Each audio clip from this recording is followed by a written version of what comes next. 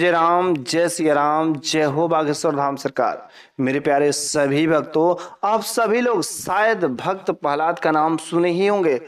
चूंकि भक्त प्रहलाद भगवान के बहुत बड़े भक्त थे, वैसे ही एक लड़की जो भगवान की बहुत बड़ी भक्त थी, लेकिन गांव वालों ने उसे 6 फीट गड्ढा खोद करके जमीन में क्यों धंसा दिया।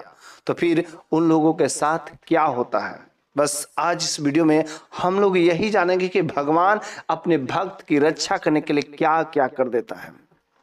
एक बार की बात है कि एक लड़का बचपन में उसके माँ बाप उसका साथ छोड़ करके चले गए।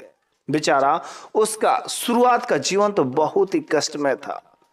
गरीबी में पला, क्योंकि उसका कोई सेवा करने वाला नहीं था, कोई उसका पालन पोषण करने वाला नहीं था। लेकिन वह गलियों में भटक भटक कर कभी इधर खा लेता, कभी उधर खा लेता। इस तरीके से उसका पालन पोषण हुआ। लेकिन जैसी उम्र उसकी लगभग 14 से 15 साल की हुई, थोड़ा सा उसका नौजवानी आने लगा, उसका जो साथ जो एक गैंग के साथ में हो गया। वह गैंग हमेशा चोरी लूटा मारी का काम किया करते थे, और यह भी उन गैंग वालों के साथ मिल गया। चोरी में हाथ बटाता, कहीं किसी का सामान लूट लेता, एक गलत तरीके से पैसा कमाने लगा। लेकिन ये कब तक काम चलता रहेगा। फिर से उन गैंग वालों ने इसके साथ मिलकर के, इस लड़के के साथ मिलकर के एक बैंक को लूट लिया। और जैसे ही बैंक को लूटने के बाद बस वहां पर तो पूरा थपड़ा ही मच गई।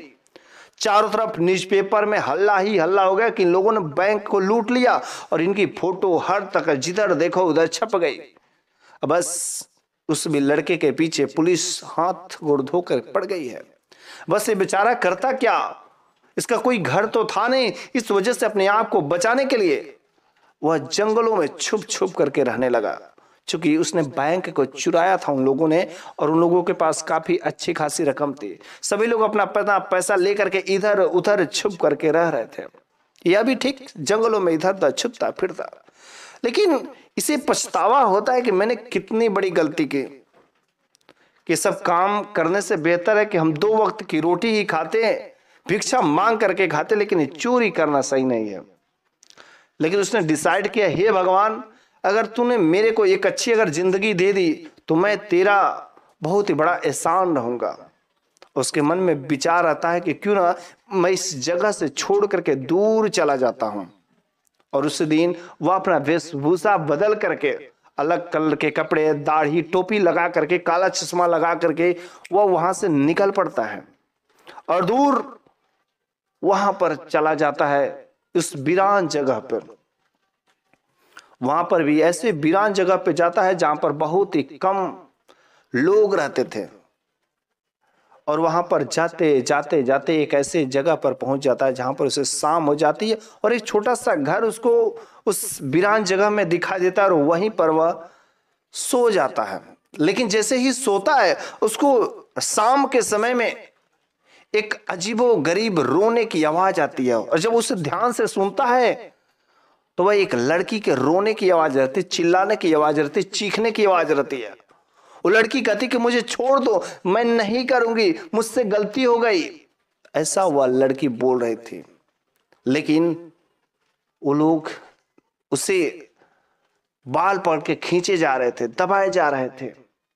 फिर इस लड़के ने जब पास में जाकर के देखा तो वह देखता है कि जहां पर मैं आराम कर रहा था, बस उसके कुछ ही दूरी पर ये तो कब्रिस्तान है, और वे लोग उस लड़की को कब्रिस्तान में ला रहे, बहुत ही जबरदस्ती के साथ में। आखिर उस लड़की ने क्या गलती किया है। बस उसके बाद उन चारों लोगों ने एक जो कब्र खोदता है, और उसको खोदने के बाद उस लड़की को उसी में फेंक देते हैं। सब फेंक करके कुदाल से ढक करके चले जाते हैं। उसके बाद यह लड़का सब कुछ देखता रहा, और जैसे ही वे लोग चले जाते हैं, इस लड़के के अंदर दया आ जाती है, और बेचारा भगा भगा भगा जाता है। चूंकि बहुत ही हिम्मत वाला लड़का रहता है, चूंकि कब्रिस्तान में था फिर भी उसे डर नहीं लग रहा था। वह भगवान का नाम लेकर बस अपना काम करता रहता। उस कब्र के पास जा करके वहां से उस लड़की को किसी तरीके से उस बाहर निकालता है। जब वो लड़की बाहर निकलती है तो उस लड़की को लेकर के वो लड़का दूसरे गांव में चला जाता है। उसके बाद एक मंदिर पे दोनों लोग ठिकाना बनाते हैं। चूंकि वह गांव से काफी दूर चला आया था, इस वजह से यहां पर कोई उसे जानता नहीं था आखिर ये कौन है। अब वो उस लड़की के साथ था। लेकिन सुबह फ्रेश होने के बाद, सब कुछ फ्रेश होने के बाद, वो लड़का उस लड़की से पूछता है कि आखिर ये लोग तुम्हारे साथ ऐसी हरकत क्यों कर रहे थे।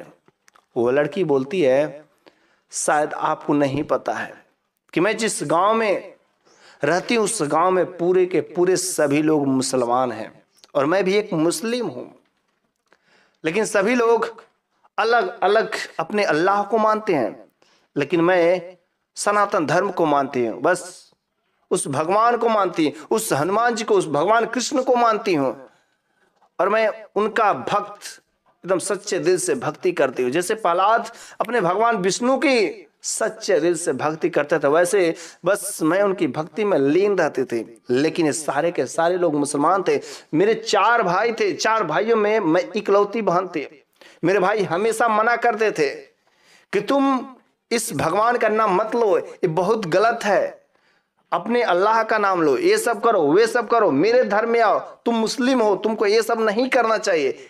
अनेक प्रकार के लोग मुझसे बातें करते थे, लेकिन मेरे को तो बस उस भगवान पर भरोसा था, विश्वास था। इस वजह से मैं उनकी भक्ति आराधना में लीन रहते थे। कितना भी गांव वाले मेरे भाई बोलते रहते, लेकिन बस मैं तो थी मुस्लिम, लेकिन मैं उस भगवान की आराधना करती रहती।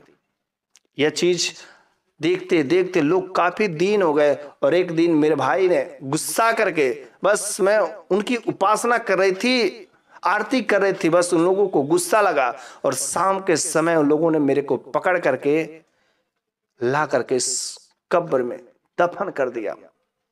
मैं कहती रही कि छोड़ दो मुझे, भगवान तुम लोगों को सजा देगा, माफ कर दो। लेकिन वे लोग नहीं माने और जमीन खोद करके मेरे को जमीन में दफन कर दिया। बस जमीन में मैं तो दफन हो गई थी। मैंने सोचा कि बस मेरा अंतिम दिन आ गया है। सब लोग मरने के बाद शायद कब्र में अंतिम सांस लेते हैं, लेकिन मैं तो जिंदा ही इस कब्र में दफन हो गई। जमीन के अंदर मेरे को मेरे भाइयों ने दबा दिया, लेकिन अंदर ही अंदर उस भगवान को बुलाती रही, हे भगवान, अगर मैंने जीवन में कुछ भी, अगर थोड़ा सा भी अच्छा किया हो, नेक काम किया हो, तो बस तुम बचा लो। मैं तुम्हारा एहसान कभी नहीं भूलूंगी। बस क्योंकि मैं सच्चे दिल से उनकी भक्ति भाव करते थे, इस वजह से उस भगवान ने तुमको दूत बना करके भेजा और तुमने मेरे को बचा लिया। मैं तो अपने भाइयों से चीखती रही, चिल्लाती रही, लेकिन वे लोग उस भगवान का हमेशा मजाक बनाते रहे, तिरस्कार करते रहे। उसके बाद से दोनों लोग वहां पर उस मंदिर पर शादी कर लिए। शादी करने के बाद दोनों पति पत्नी के जैसे रहने लगे।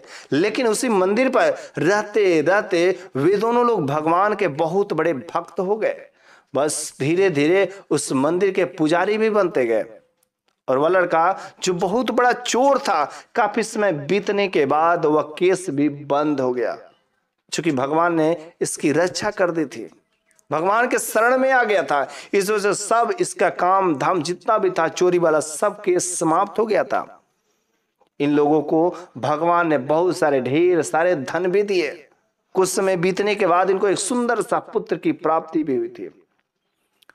भगवान ने उन्हें धन दिया था, इस वजह से वे दोनों पति पत्नी सभी लोगों को जो धन बांटते थे, गरीबों की सेवा करते थे, किसी को दुखी नहीं रहने देते थे। हमेशा कोई भूखा आता था तो लंगर चलवाते थे। लेकिन एक दिन वह सारे गरीब जो एक लाइन से बैठे हुए थे और बस ये दोनों पति पत्नी भोजन दे रहे थे। भोजन वितरण करते वक्त उन लोगों ने देखा कि बस कुछ लोग ऐसे हैं कि चादर में लिपटे हुए हैं। वो लड़की ध्यान से देखती है तो लड़की पहचान जाती है, शायद इनकी चेहरा तो मेरे भाइयों जैसे लग रहा है, आखिर ऐसा क्यों है। बस उस लड़की कंफर्म करने के लिए वह पास में जाती और चादर हटाती है और कहती, कहीं तुम सब तो मेरे भाई तो नहीं हो। जैसे वो चादर हटाती है, तुरंत वे चारों के चारों वही भाई थे। उनके शरीर पर पूरा का पूरा जो है अलग अलग प्रकार के कोढ़ी फूट गए थे, अनेक प्रकार के बीमारियों से, चर्म रोग से ग्रसित हो गए थे, उनकी हालत बिल्कुल ही खराब हो गई थी। उस लड़की ने कहा, भैया आप लोग का ये हालत कैसे हो गया, आखिर ऐसा आप लोगों ने क्या कर दिया। उस भाइयों ने कहा, देखो बहन, मैंने तुम्हारा बहुत अधिक अपमान किया, मेरे को माफ कर दो, मुझसे बहुत बड़ी गलती हो गई। बहन तुम अगर माफ कर दोगे तो शायद सब कुछ ठीक हो जाएगा। लेकिन वह बहन बोलती, अरे भैया बताओ तो सही, आखिर तुम्हारे साथ हुआ क्या। वह भाई सब बोलते कि देखो बहन, हम चारों भाई जब कब्र में तुमको दफन करके चले गए तो हम तो समझे कि बस तुम अब चली जाओगे दुनिया से। लेकिन ये शायद ये अन्याय, ये अपमान, इतना कष्ट जो तुम्हारे भगवान थे उनको देखा नहीं गया कि मेरे भक्त को ऐसा हो रहा है। बस कुछ ही दिन तो बीते थे, हम चारों भाइयों को कुछ ऐसे कुष्ठ रोग हो गए जिसकी वजह से हम लोगों का शरीर जो ऐसे होता गया। हम लोग कितनी दवा कराते रहे, हर प्रकार के वैद्य हकीम के पास गए, लेकिन उनका कोई दवा काम नहीं किया। दिन पर दिन बढ़ता ही जा रहा था। इसके चक्कर में, दवा कराने के चक्कर में बस हम लोगों की हालत ऐसे ही खराब होती गई। पैसे कुछ नहीं थे, घर जमीन सब कुछ बिक गया दवा कराने के चक्कर में। और आज हम लोग ऐसे घूमते फिरते हैं। और आज यहाँ पर भोजन वितरण हो रहा था तो बस हम लोग भोजन करने के लिए चले आए हैं। उस बहन ने कहा, देखो भैया, अगर आप लोग अभी भी संभल जाओ तो शायद भगवान तुम्हें माफ कर देंगे। कि अभी भी हम लोग जिस मंदिर में रहते हैं उस भगवान के शरण में गिर जाओ, उनकी सच्चे दिल से भक्ति करने लगो, भगवान तुम्हें सब कुछ माफ कर देंगे और सब कुछ देने लगेंगे।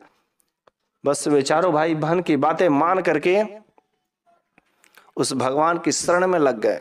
रोज उनकी भक्ति भाव करने लगे, उनकी आराधना करने लगे, उनकी जगह का जल भभूत सब कुछ लगाने लगे। बस धीरे धीरे, अभी तो कुछ ही समय बीते थे, बिना दवा का उनके शरीर का कुष्ठ रोग धीरे धीरे समाप्त होने लगे। और जैसे ये सब समाप्त होने लगे, बस जब वे भाई सब अपने गांव में गए, सब कहानी बताएं, धीरे धीरे सभी गांव वाले भी इस भगवान को मानने लगे और पूजा करने लगे। और वह गांव वाले भी पूरे के पूरे गांव वाले उस भगवान के भक्त बनते गए। और एक समय ऐसा भी आया कि वे चारों के चारों भाई सच्चे दिल से उस भगवान की भक्ति में लग गए। तो बस ठीक वैसे ही जैसे कि भक्त प्रहलाद का भगवान ने रक्षा किया था, वैसे इस भक्त लड़की की भगवान ने रक्षा किया। और जो भी भगवान के उस भक्त को अपमानित करने को कोशिश करता है, कष्ट देने को कोशिश करता है, भगवान उसे कभी नहीं बख्शता है। भगवान अपने भक्त की रक्षा हमेशा करता है। क्योंकि अगर सच्चे दिल से भक्ति हो तो भक्त के परेशानी को, भक्त के कष्ट को भगवान अपने ऊपर ले लेता है और बस उसका बेड़ा पार कर देता है। उसके कष्ट देने वाले को कभी वह छोड़ता नहीं है, उसको संभलने का एक मौका जरूर देता है। यदि वह संभल जाता है तो ठीक है, नहीं तो उसका तो पार ही हो जाता है। लेकिन यहां पर उस लड़की के भाइयों ने संभल गए, भगवान के शरणों में गिर गए। अब बस भगवान ने उनको अपना भक्त बना लिया और उनका सभी के सभी सारे पाप, दोष, कष्ट सब कुछ ठीक हो गया। बस यदि कहानी आपको अच्छी लगी हो, यदि आप भगवान के भक्त होंगे तो कमेंट में जरूर जय जय राम, जय सिया राम, जय हो बागेश्वर धाम सरकार जरूर लिखिएगा।